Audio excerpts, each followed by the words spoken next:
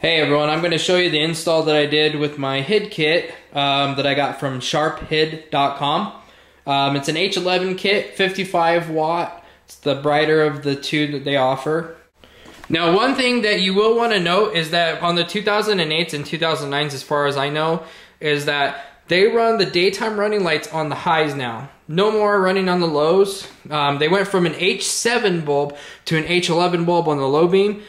So it's a little bit different. It's more of just a push in and then it clicks, kind of like a 9006. It doesn't have a metal clip like the H7s did, which makes it a little bit easier to install.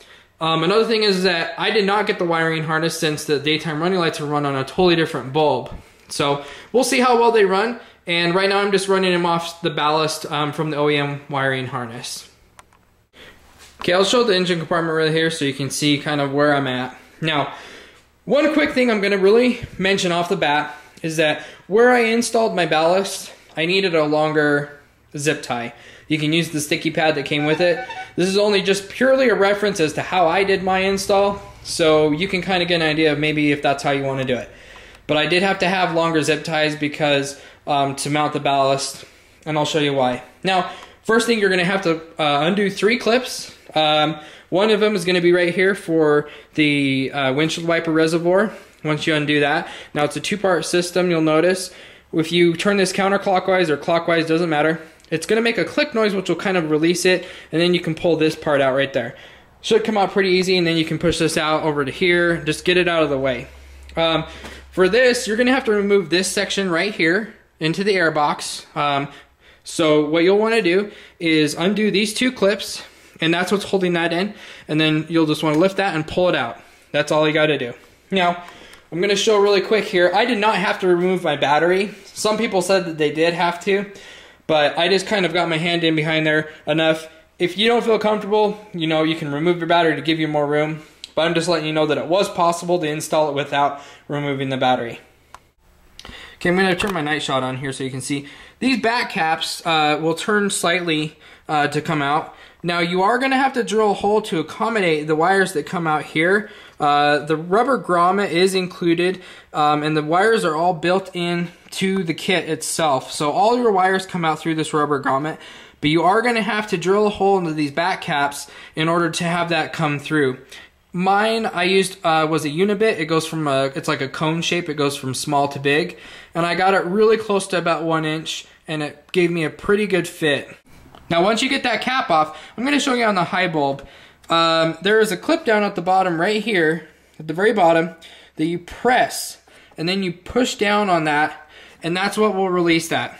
Now you only have to turn it, I believe, counterclockwise, so it'll go this way. It'll move a distance of about that much, and then you can pull that out. Now, if it leaves behind a rubber O-ring, I'll show you what I'm talking about.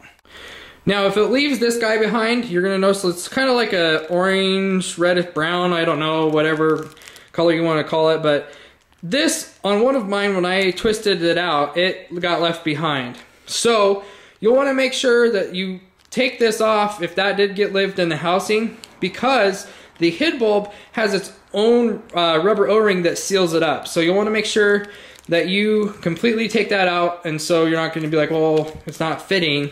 And to give you an idea of how much room you're going to move, now with the HID bulb, you're going to have a wire grounder, or whatever they call that, that runs down the bottom of the bulb and up into the tip right here. That wants to be on the bottom. Make sure also that you do not touch the bulb. That's why I have this in a plastic bag, just in case, you know, if I ever sell the car, I can switch it back to halogen bulbs if I want. You'll want to make sure that you leave those plastic caps on the HID bulb that it came with, the hard ones, as long as you can. Then that way you don't have a chance of getting dust or any kind of oils from your fingers on there. So literally you're going to move probably like this much to get it out, and then pull it out. It's going to move seriously about that much. So just to let you know, that's all you got to do, and it's going to go on at about that angle. Now keep in mind that the low beam is going to have a connector clip that is just like this, same as you have on your high bulb. There's going to be a lead coming off near the head bulb wiring that is going to have a similar clip to that as far as this, the male connector. That only goes in one way. If you noticed, if you look down on the bottom of it, there's actually a groove, and the clip should clip in on the top. So there's only one way it can go in.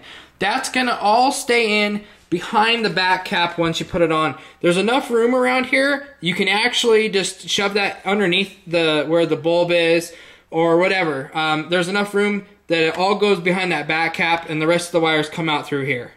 Okay, the next clips that you'll have are two that look like this. There's one red and one blue.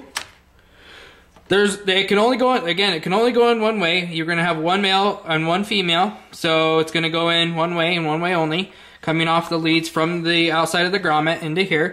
And I just tucked those in underneath here, just one at a time, so they're out of the way. The next one you're going to have is going to look similar to this, just like you had off your OEM wiring. It's going to come into the pigtail that comes off of the ballast that has a receiving end. And then you have your relay, which comes out to the two single connectors. Now, you'll want to make sure that they both click in. They all have a yellow rubber around them to kind of waterproof them from the elements.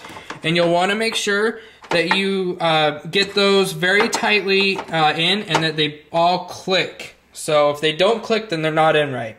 One big thing you will want to know is when you put your bulb back, or when you put this back cap back on, is that there's going to be an arrow. You'll want to make sure that that right there, that is up. If that is facing up, you have it the right direction. There's going to be three similar ribs to this style right here that go down on the bottom.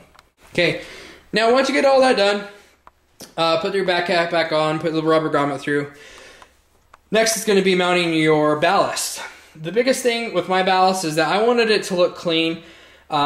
Really nice thing is that I've installed head kits before. You know, my very first one, I was really kind of clueless on how I was doing it.